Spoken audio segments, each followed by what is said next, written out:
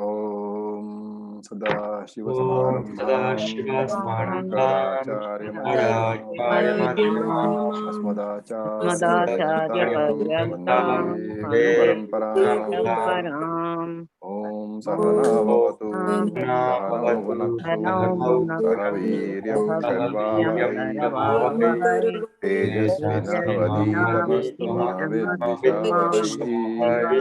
Om Shanti Shanti Shanti.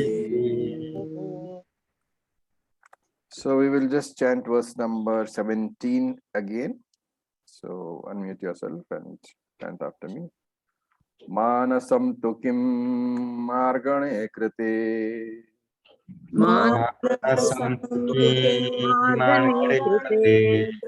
naiva manasam marga arjavat.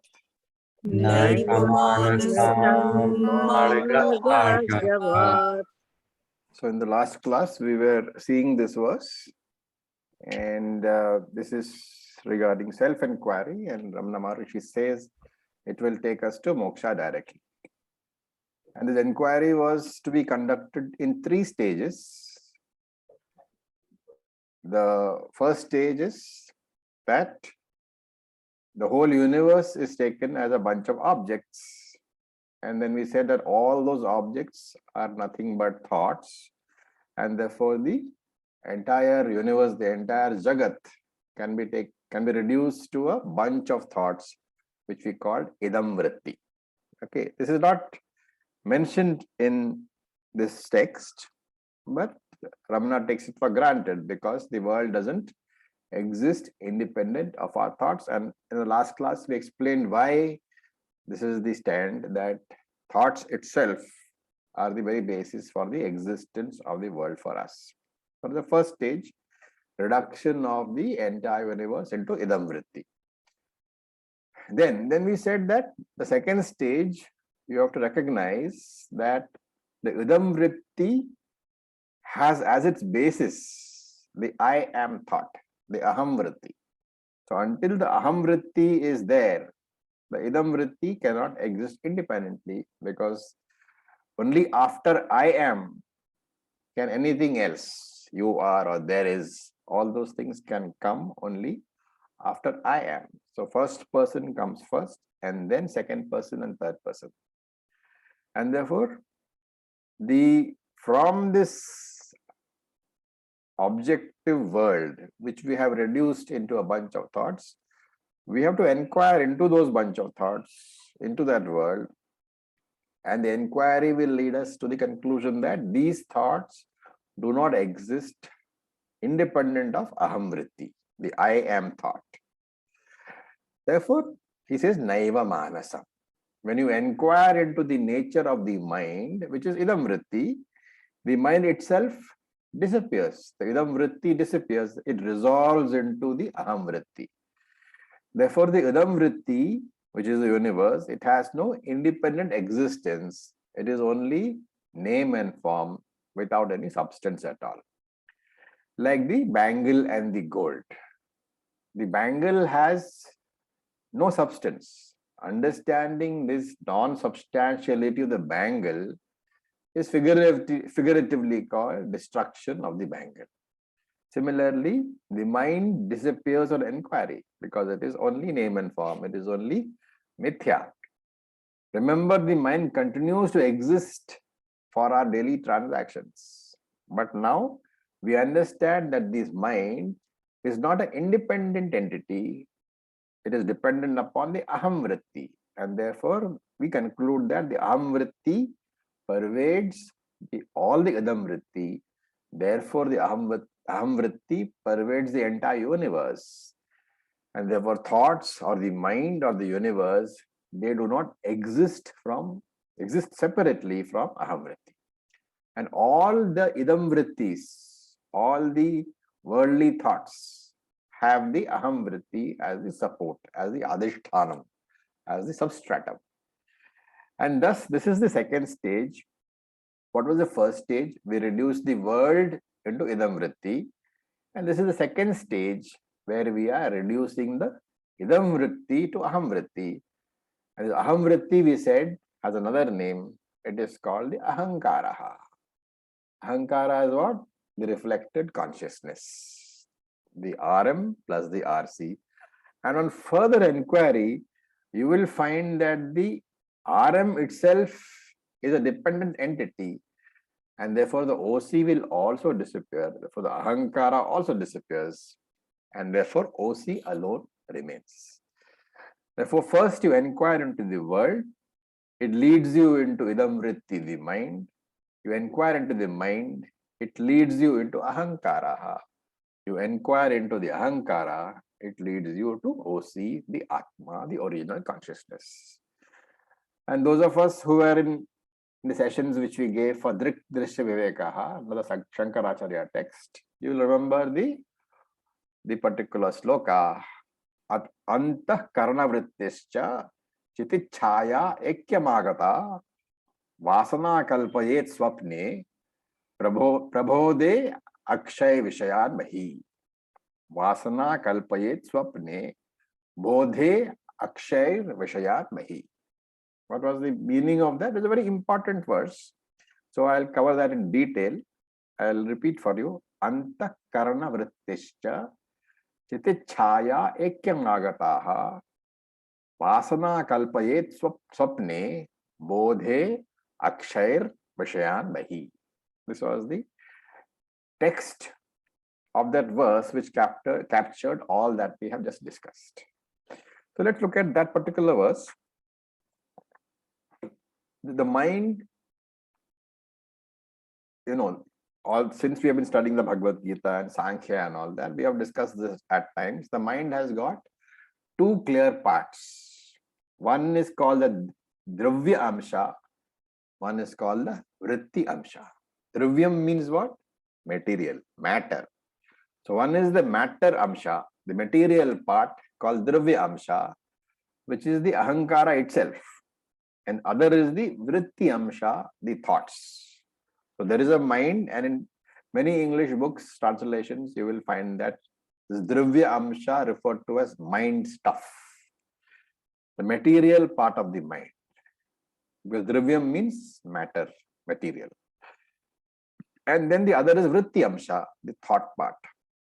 So what is the job of the Vritti? What is the job of the thoughts? Remember, thoughts are also part of the mind. And therefore, are they conscious or inert? Inert. Why do we say that thoughts, vritti, are inert? Because there are no vrittis in Sushupti state. No. The logic, why is vritti inert? Because the mind is inert. Why do we say mind is inert? Because it is illumined by the OC, dependent on the OC. Until we take an action, it is inert. No. You have to understand why mind is inert. It is jada. Exactly. It is jada. Now, do you want explaining that? Can you explain what do you mean by mind is jada? All of Prakriti is jada. So it is an evolute of Prakriti. So therefore it has to be inert. Good. So there are two pieces in creation. I mean, this you should not forget, okay? This we have repeated 1,000 times, but you have to constantly remember. There are only two things in creation. One is Atma, one is Anatma. And Anatma is always Jada. Atma is conscious only. And therefore, the mind, which is made up of Panchabhutas, you remember the production of the mind. How does the mind come from Tattva Bodha? How is the Antakaranam created? Sukshma Mahabhutani. What part of it?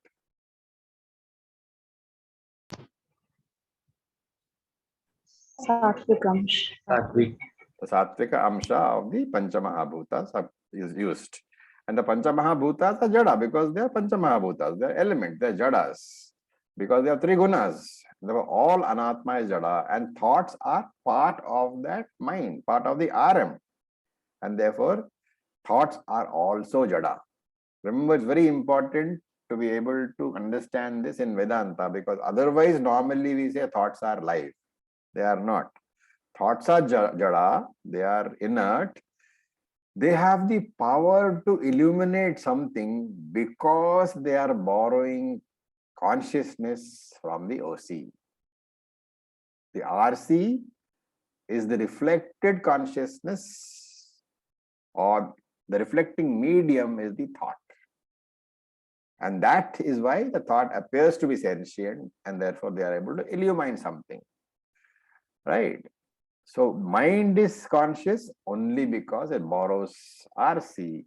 Vritti is also borrowing RC from the OC, or rather more correctly from the Sakshi. Right? And therefore both the parts of the mind, both the amshas, the ahankara as well as the vritti, they borrow this consciousness, or they reflect the consciousness from the Sakshi. And thus every thought also has reflected consciousness. Thought is vritti, which is jada, because it is part of the mind, part of the RM. But when it reflects the consciousness, that reflected consciousness with the vritti as the RM, the very important point, that vritti RM plus the reflected consciousness, when they are put together, that entity which is put together, vritti plus consciousness or plus reflected consciousness, is called knowledge. So knowledge essentially is vritti plus RC. So vritti plus RC is experience, knowledge, whatever you call it. And that is why it's called vritti jnanam.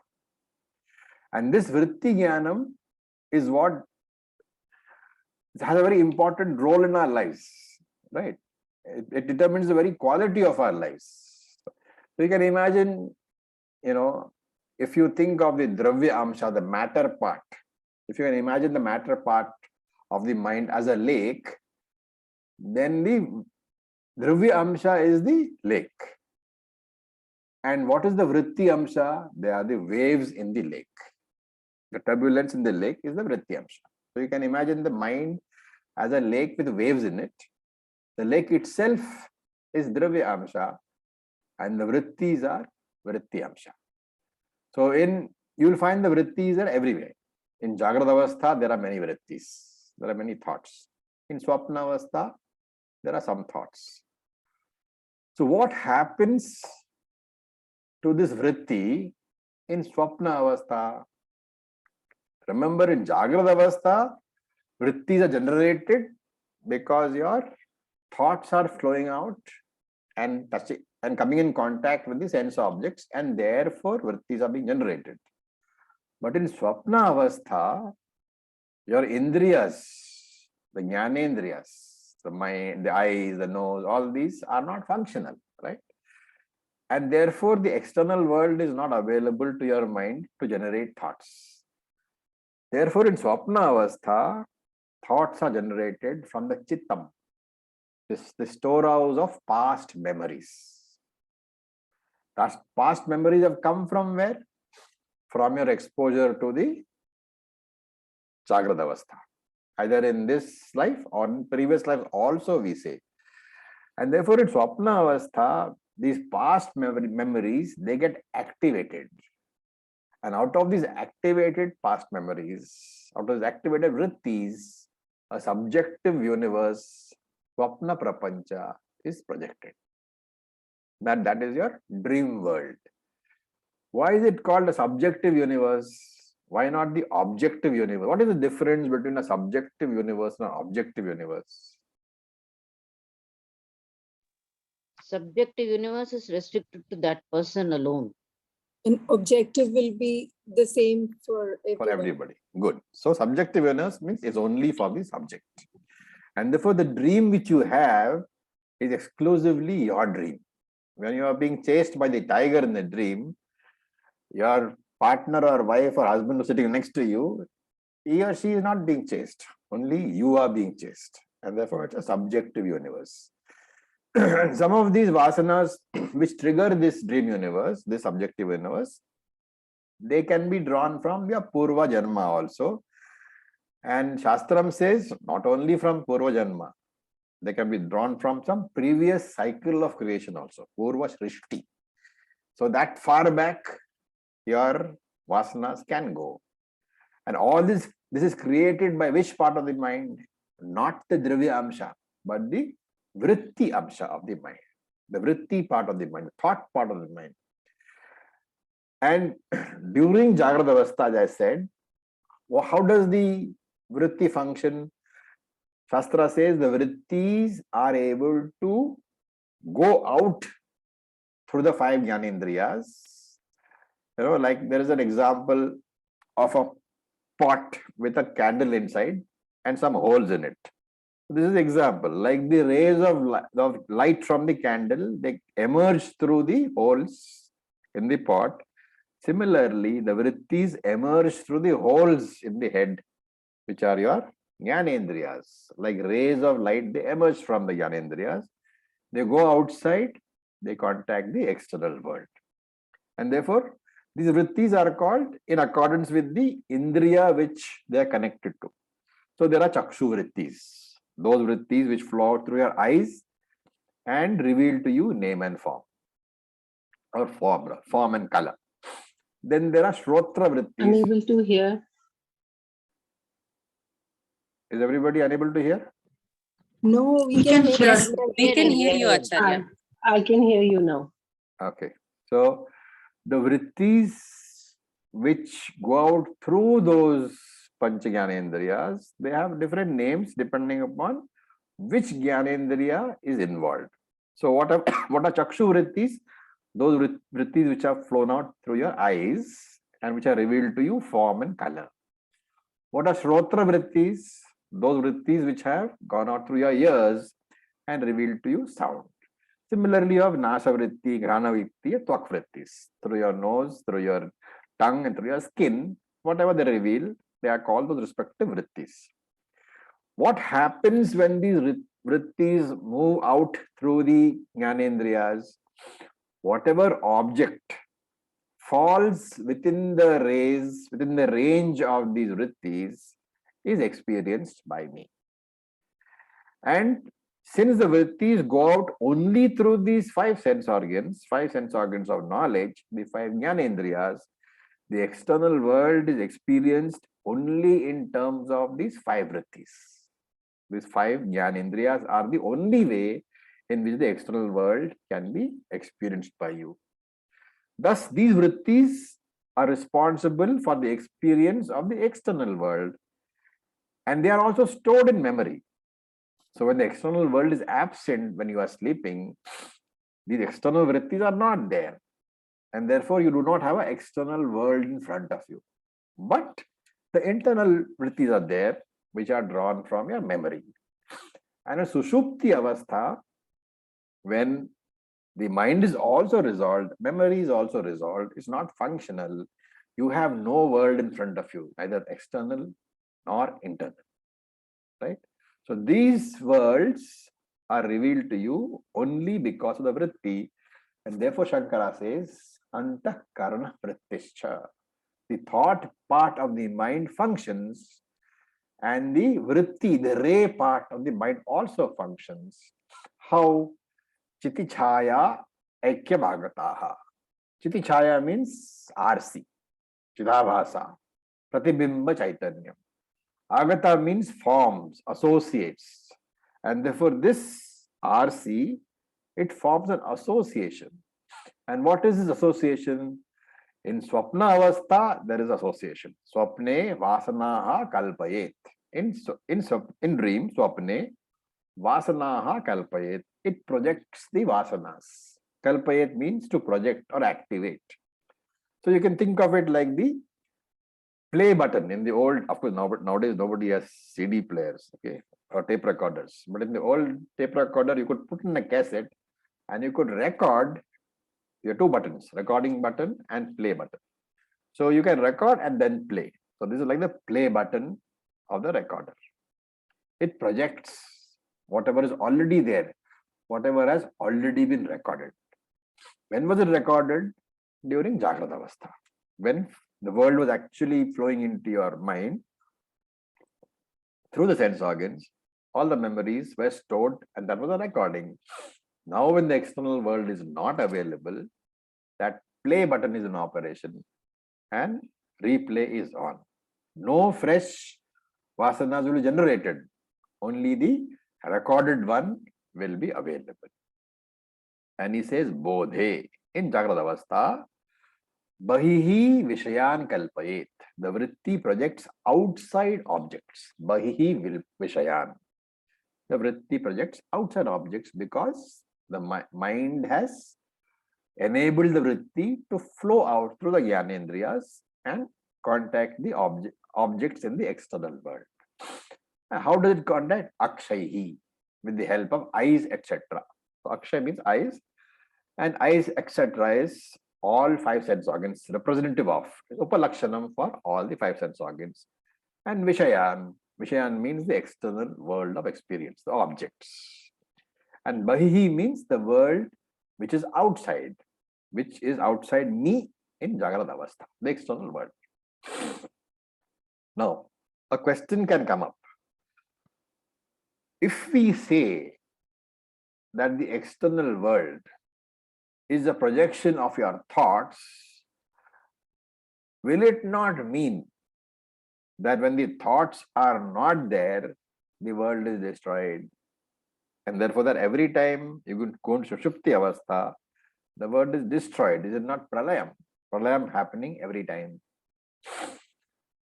Well, you have to remember who created. Supposing, for example, we were talking about the internal world, the Swapna Avastha world, that you created when you started the dream. When the dream thoughts began, you created the internal world, the Swapna Prapancha. And when you wake up, those thoughts are no longer there. So the Swapna Prapancha, the dream world, is destroyed when you wake up. And the question is, if that is so, and you are using the same logic here, you are saying the external world is also created by my thoughts, also projected by my thoughts, the same logic should apply.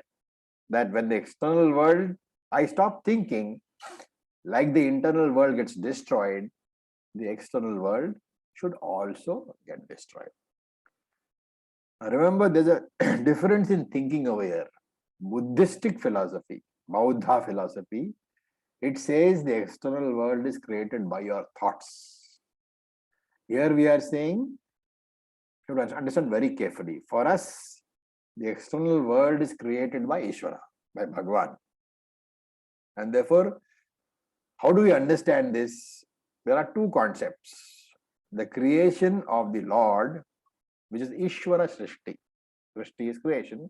Ishvara Srishti is creation by the Lord. And there is another type of creation, Jiva Srishti. So we say that the external world is Ishvara Srishti, created by Bhagavan. Okay. Now the peculiar thing about this is that world, that objective world, which is created by Ishvara, it can never create any samsara for anyone. But that same world, when you attach or when you look through that world, through the glasses of raga and dvesha, of me and mine, when the glasses are there, those colored glasses which are raga and dvesha, that same world which is Ishvara Srishti, created by Bhagavan, is seen by you differently. In fact, is seen by everybody differently, in different ways, depending upon their own raga and dvesha. And that subjective world which is now created by you because of your raga and dvesha, that is called Jiva Srishti. That world is as subjective as your dream world. Because the world, what it does to you in terms of sorrows and pleasures, is different for you than it is for everybody else. Therefore, Jiva Srishti and Ishvara Srishti are two concepts. When my thoughts create the external world, it is because of my raga dvesha. And this Jiva Srishti created by me, that creates problems for me. Right? You take, for example, a rose. Okay, your husband gave you a rose. Now, the thing is, the Ishvara Srishti rose, the rose which Bhagavan created, right? The red rose. It has neither the power to please you nor hurt you. Because that rose, in that rose, there is no Ragadvesha. The Ragadvesha is in my eyes. And therefore, when I look at that rose and I say, this is the rose which my husband gave me, that non-hurting rose or non-pleasing rose, Ishvara Srishti, has become a pleasing rose. This is Jiva Srishti, Bhogya Prapancha, the world of experience. Once I develop Ragadvesha, the most innocent of all objects in this world, which have been created by Ishvara, become an object which can give me pleasure or pain. And this world is called Bhogya Prapancha, the world of experience. So this Ragadvesha, this Ahankara Mamakara alone is samsara. And this part of the world is Jiva Srishti, Bhogya Prapancha. What is moksha? Moksha is reducing this entire Jiva Srishti into Ishvara Srishti. How? By getting rid of Ahankara, by getting rid of Mamakara, converting the Bhogya Prapancha, the world of experience, to Drishya Prapancha, the world which can be perceived without Raga and Dvesha. That is why Krishna says, Jnani is Nirmamoha Nirahankara. Neither mine nor I.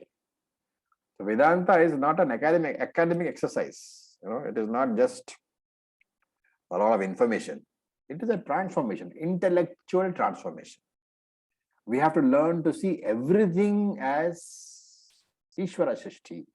Even our own bodies will be seen as Ishvara's property or Ishvara Srishti. Okay. Now, we look at verse number 18. Acharya, can I ask you? Yes, please go ahead. I'm having trouble on reconciling two statements which were made. One in this verse where we said the Jagat is created by Ishvara, and in an earlier verse when we said the Jagat only exists because of our vrittis, and if we're talking about some remote part which we have absolutely no knowledge of, that doesn't exist. Okay. I'm having trouble on reconciling these two statements. See, the thing is that for you, when you say that in deep sleep the world doesn't exist, for example, you are sleeping in your room and there is an AC in the room, and when you are sleeping away in Sushupti Avastha, the AC doesn't exist for you. That is Jiva Srishti. That is Ishvara Srishti. Right? Now the point is that it exists for others. They can see it. So it's in that context that you understand. When something is not revealed to you in your thoughts, for all practical purposes, it doesn't exist for you. It is a completely different meaning which you take in normal English. This is the Vedantic meaning, that something exists for you only as long as you can see it or think of it. That meaning is a philosophical meaning. It has to be clearly understood for Vedanta to be understood, that everything is ultimately a production of my thoughts alone. But okay, I still don't get it. Because No, Ishvara Srishti is there. Now we are talking two different aspects. One is Ishvara Srishti is there for everybody to see. Right? But you have converted that world into Jiva Srishti. When you go to Sushupti Avastha, that Jiva Srishti is no longer available to you. Ishvara Srishti is still there, but again not available to you. Because to be available, you need thoughts which you don't have in Sushupti Avastha. so is it the same when we said if we have no knowledge of it, it's not Exactly. If you have no knowledge of it, for all practical purposes, it doesn't exist for you. When you wake up, again, it comes back into existence. That understanding is an understanding which has to be very clear for Vedantic studies. Otherwise, as you progress into Upanishads, there will be confusion galore. Thank you. You know, there's some fellow called James Berkeley. I'll try to put there's a small little limerick by him. I don't really recall the limerick, but it says something like, something it says, you know, like, if I remember correctly, he says, the God has said that there's a tree in the quad. You know what a quad is, right? A quad is a triangle. I mean, what do you call, enclosed area by walls. So there's a tree, quadrangle. So there's a tree in the quad. So this fellow is asking the Lord, you know, that it's funny, oh God, that when nobody is around, there is still the tree in the quad. This is the same logic, right? When nobody is around, nobody is perceiving. So he says, it's funny, oh Lord, that there is the tree in the quad. And I mean, when the whole limerick is given, it will sound much better. This is a very hashed up version. Okay, I'll put it in the net afterwards. And God says, you know, I continue to be. That's why the tree continues to be. So that, I mean, it's a very, very hashed up version. It doesn't really give punchline. I'll put it in our group afterwards. What it means is, objectively, for the whole world, the tree will continue to be there. But if you are not there, for you, the tree is not there. This is the same philosophy.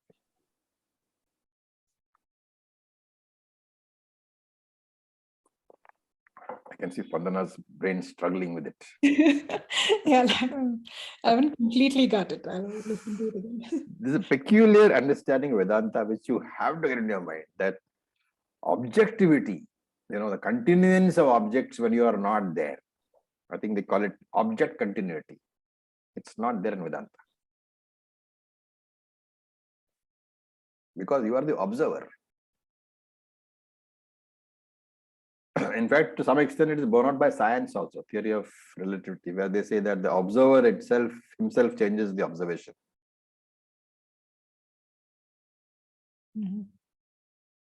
Okay, so in a way, Jiva Shrishti is mithya because it can keep changing.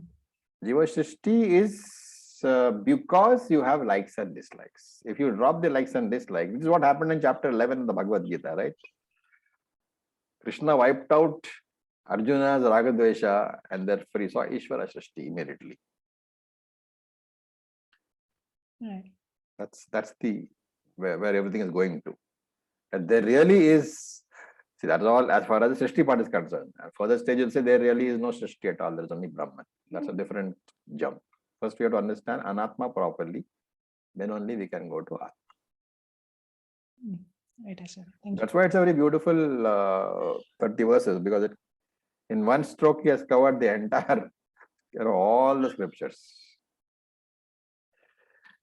Anyway, so let us look at, we'll chant verse number 18 now. Vrittayastvaham vrittimashritaha. Vrittayastam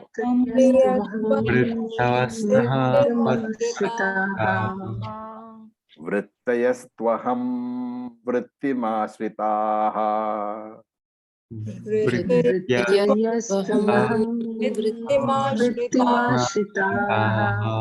Vrittayo mano vidyaham manaha. Vrittayo mano Okay. So you have to break this word up, this whole thing up carefully.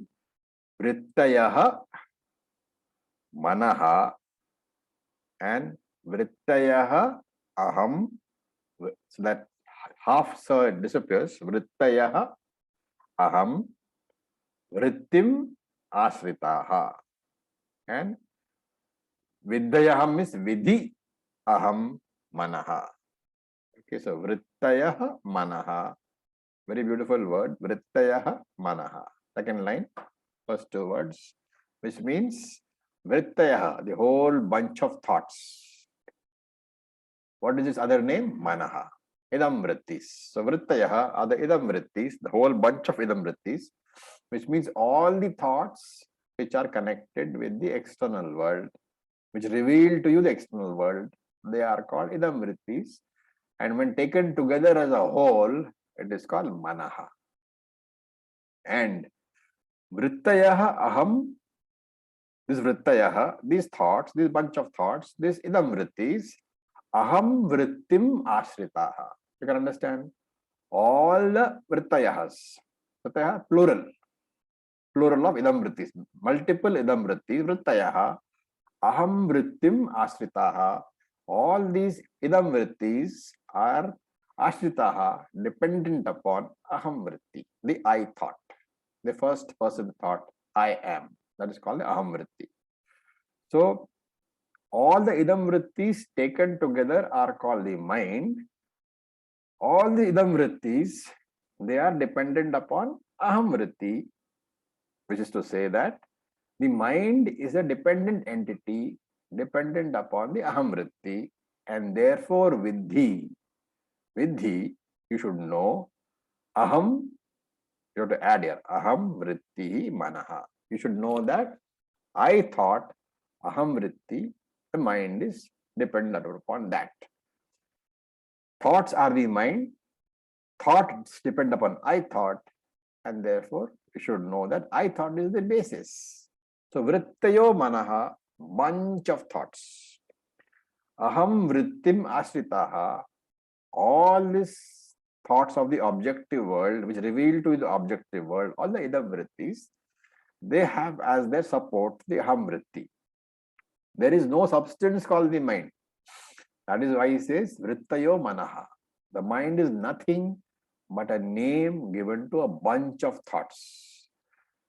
And this mind upon enquiry, you will find, is reduced to aham vritti.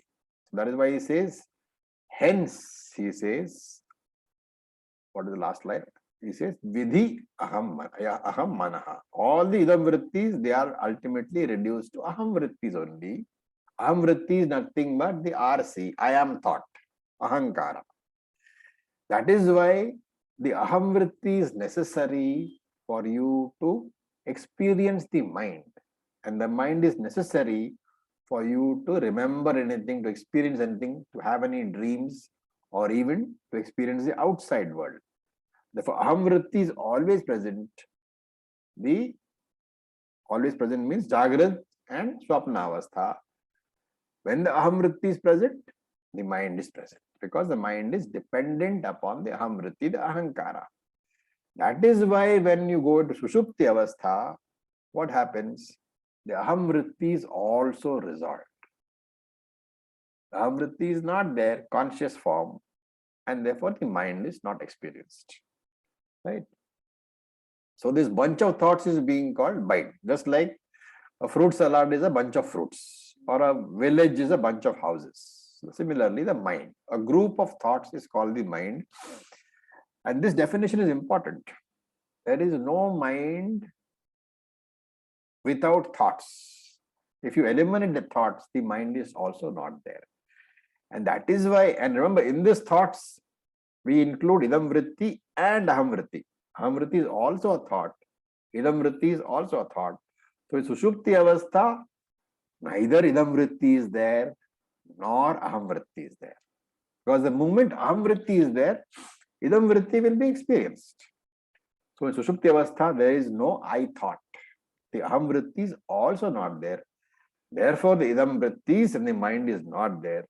And therefore, there is no world is available to you at all.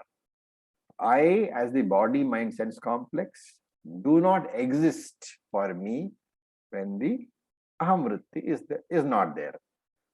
Which is to say, therefore, I do not have any problems also. And therefore, the problems belong to whom? To the waking mind.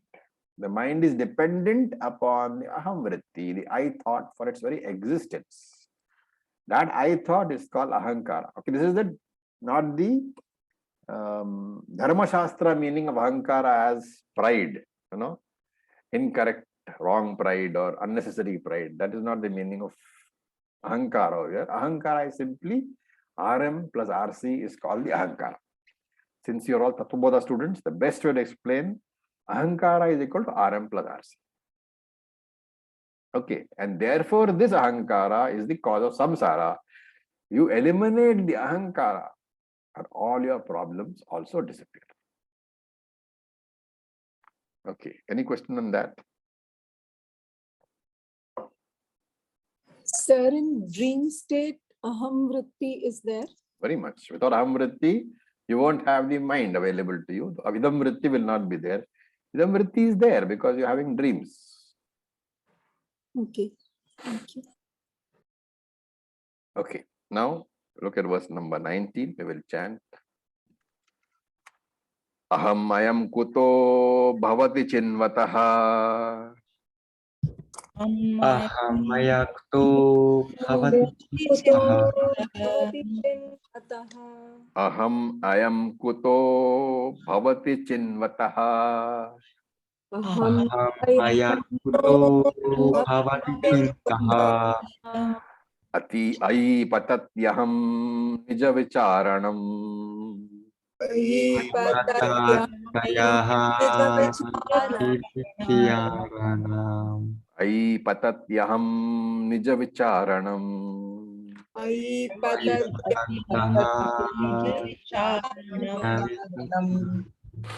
Okay. So, aham ayam kuto bhavati chinmataha. Aham ayam kuto bhavati chinmataha. I patati aham. So, patati aham breaks into patati plus aham. I patati aham nija vicharanam. So, kutaha means how, ayam means this, aham means I, the I am thought, bhavati is there or is created, chinmataha is supposing a person inquires. The word I in the second line is just an expression like oh, surprise. Aham patati means the I thought, the aham thought, aham vritti, patati vanishes. Niji vicharanam, self-enquiry. So it means the whole sentence be I am aham kuto bhavati. This aham vritti, kutaha bhavati, comes into existence from where? Where does this aham vritti, this RC, this ahankara, where does it come from? Then therefore is the enquiry after the world enquiry, the second stage. Okay. The world is reduced to idam vrittis. Idam vrittis are reduced to aham vritti. And now he is inquiring into the aham vritti. So this is aham, ayam, kutaha bhavati. Where does this inquiry, where does this ahankara come from? This is the ahankara inquiry. What is the root of the ahankara? That is the inquiry. And the ahankara's root is what? The RC's root is what? OC. And therefore, ahankara inquiry ultimately means OC inquiry. Inquiry into the original consciousness alone. So, there are three stages. The first stage is idam vrittis, the world is reduced into aham vritti, or the world itself is reduced into idam vrittis. Idam vritti is reduced into aham vritti.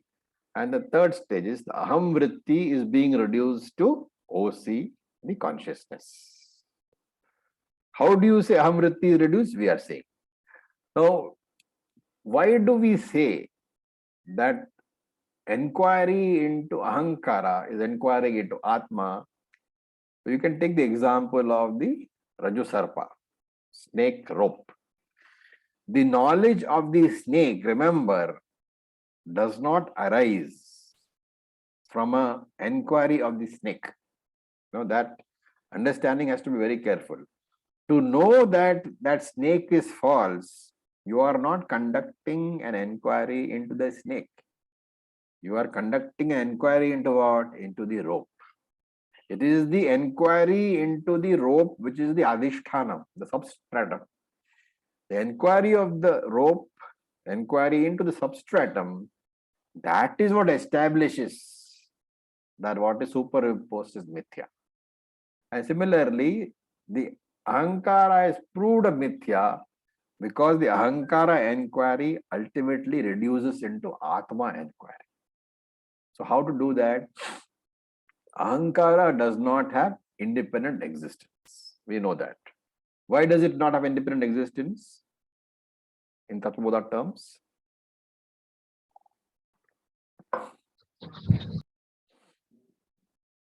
Because it is reflected consciousness, therefore it's a dependent entity. Dependent on what? Original the medium. And the medium reflects the consciousness. Yeah. So remember that ahankara is mithya because it is dependent upon the medium. And the medium simply reflects the OC. That is why the RC comes. Because it is a non-dependent or non-dependent entity, because it doesn't have independent existence, it is mithya. And anything which is mithya only can be negated on inquiry. Satyam can never be negated upon inquiry. Because ahankara, you will realize when you inquire into it, there is nothing called ahankara. It is only the reflected consciousness of the original consciousness reflected in the reflecting medium. And from here you have to understand that I the RC, Pratibimba consciousness, Pratibimba Chaitanyam is the reflected I the RC. I am different from the mind, which is the RM, and the RC, the I, is different from the original I, the Bimbam, the OC. The RC therefore is different from RM and different from OC, and it is therefore an independent third entity. How does this third entity apparently exist independently? If you remove the mirror, the reflection will go. Therefore, it is not a separate entity from the reflecting medium. If you take away the OC and the RM from the proximity of each other, RC will disappear. And therefore, RC is not an independent entity. It exists, it cannot exist separately from the RM. Right? And therefore, it is called Mithya and Vedanta. This RC appears only when OC and the RM are in proximity with each other, are in contact with each other. And this RC will disappear when one of them is separated from the other. What is the daily example? Your Sushupti Avastha. In Sushupti Avastha, the RM is resolved. And because the RM is resolved, it is as if the RM has been physically separated from the OC, and therefore the RC does not exist. And therefore, Aham Vritti is not there during the period of Sushupti Avastha. That having been said, we must know the differences between OC and RC. Some of the differences are, the RC is visible. The Pratibimba Chaitanyam is visible, whereas OC, the Bimba Chaitanyam, is not visible. RC seems to have original attributes, but does not. The Pratibimba Chaitanyam does not have any original attributes of its own. Why? Because it is mithya. And it borrows some attributes from the reflecting medium. And because of this borrowing from the reflective medium, an entirely mythical entity, the RC, is born. What do we know? The location of the RM determines the location of the RC. The state of the RM, how clear or how pure the RM is, it defines the clarity of the RC. The emotions belong to the RM, but the RC borrows it. Right? The RC borrows two things from, in case of emotions, which you feel very deeply, the RC borrows two things from two different places. RC borrows emotions from your RM, the mind, while the consciousness is borrowed from the OC. And therefore, the RC is an emotional, conscious entity, which is mythical. It doesn't really exist. It has only temporary existence when the OC and the RM are in contact. And therefore, Ravana asks, where does this Aham Vritti arise? And he says, when one inquires into the Aham Vritti disappears into the consciousness alone. How does one do this inquiry? when one inquires into take the example of the emotions which you mentioned, right? Let us say we are inquiring into the emotional RC. When you do the inquiry, what is the conclusion you reach? That RC has emotions, and the emotions are being felt, are visible, therefore it is consciousness is also there. And therefore RC has two things.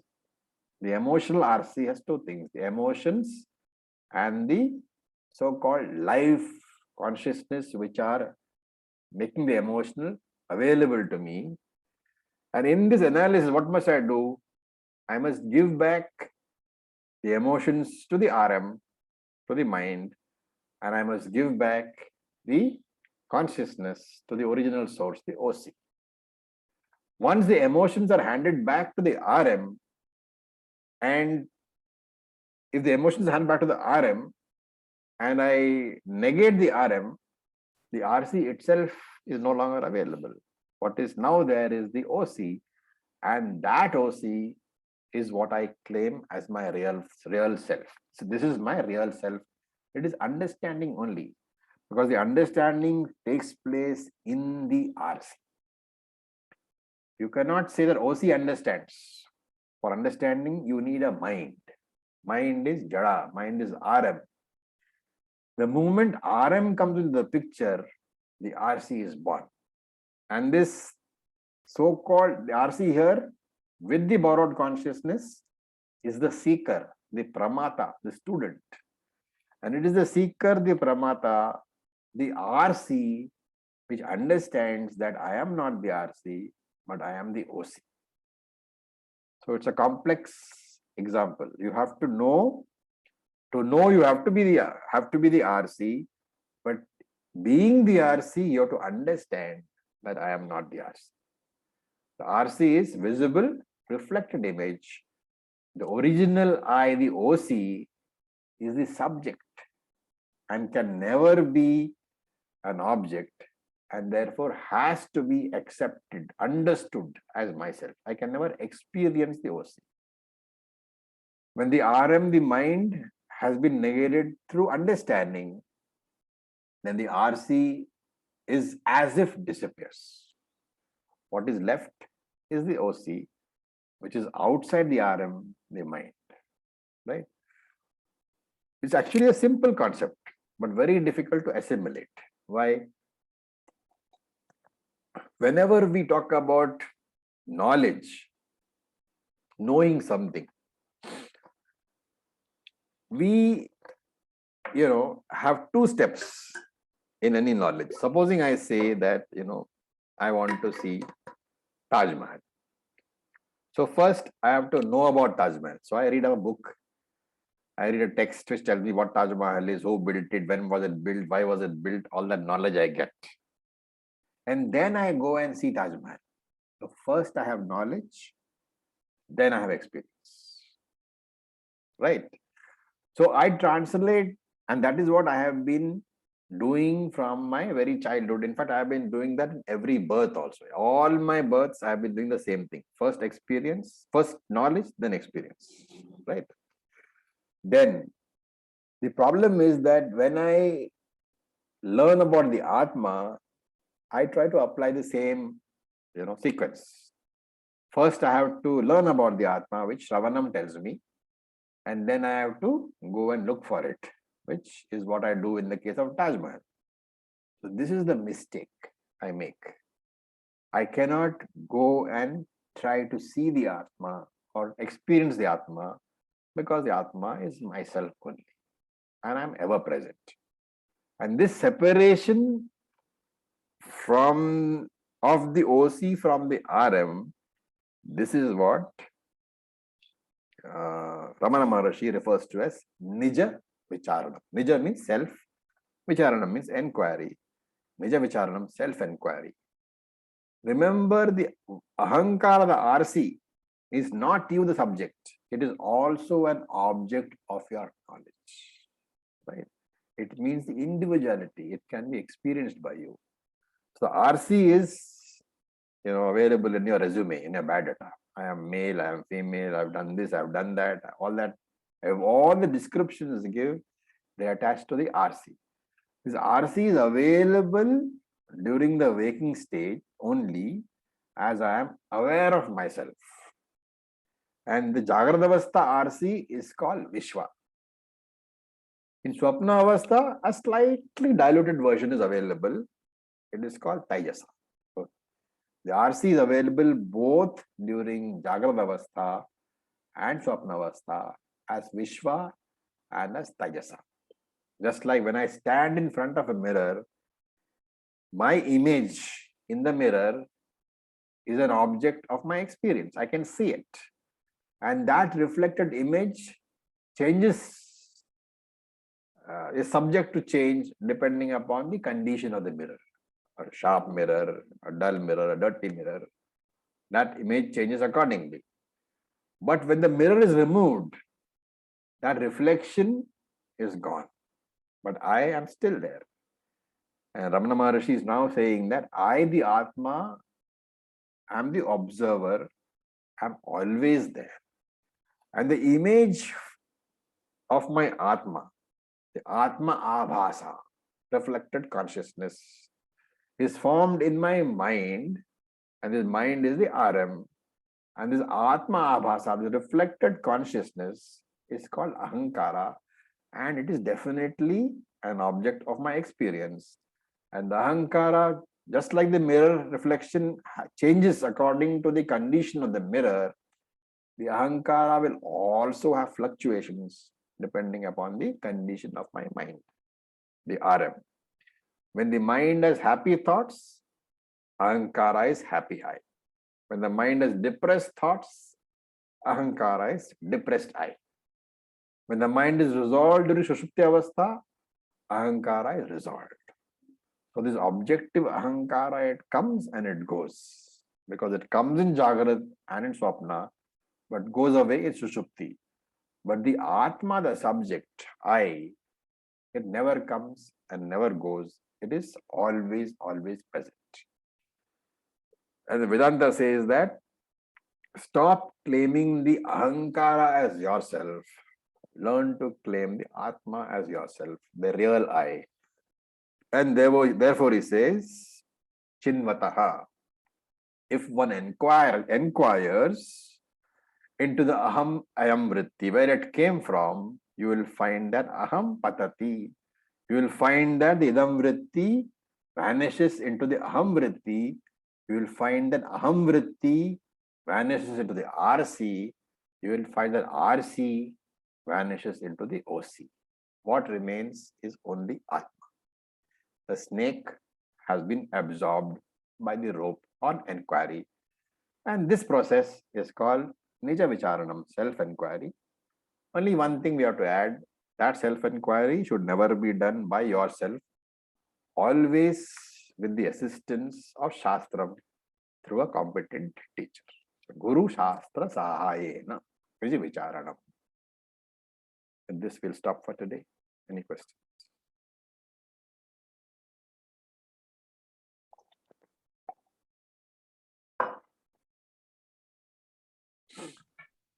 Om Raviji, Yes, Anjali.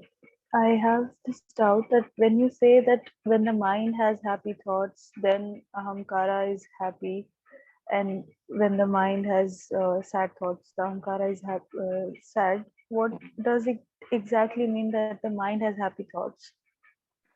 If you are feeling happy, then the mind is happy thoughts, right? Again, yeah, I was thinking in terms of 4 parts of mind, that what part of mind is feeling happy, like Manaha? Manaha is the emotional aspect, yes. Yeah. So can we say Remember that that, this one thing which you should understand is that there are no 4 parts of the Antakaranam. There are 4 roles. It is not that there is a part of the Antakaranam which is the Buddhi, part of the Antakaranam which is the mind. They are just 4 roles. And in each role, it is being given a different name. When it is acting as an emotional entity, then it is called Manaha. So that part concept has to be deleted from your memory. It has to be role concept. So, but then And the mind is happy, then the ahankara is happy. I'm trying to understand how Ahankara is what? What is the Ahankara? the sense of I, No. motion. Think of it as RM plus OC. The OC reflected in the RM, which is the RC. The moment you say RC, you are saying Sukshma Shariram plus consciousness. Mind is that only. That it is the RC who says I am happy because the RC associates itself with the RM. The thoughts are actually in the RM. We said vrittis belong to the RM. And they are as if life because the vritti reflects the consciousness. Whenever you say I in that manner, you are saying I the RC. RC means mind. Sir, Thank you. Yes, Ritu. sir, so it is the RC which is conducting this inquiry, intellectual inquiry, Very to much. negate that very intellect and disappear into the OC. The RC is the instrument which negates itself by understanding.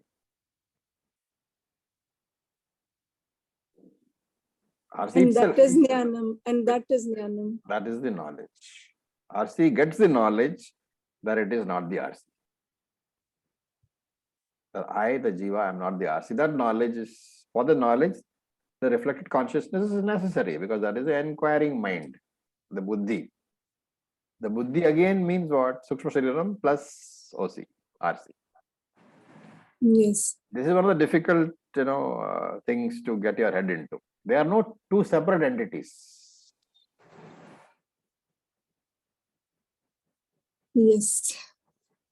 Difficult to understand, but That is why we say prolonged Shravanam. eating. Yeah. Thank you. Okay. So with this, we'll stop for today. Thank you.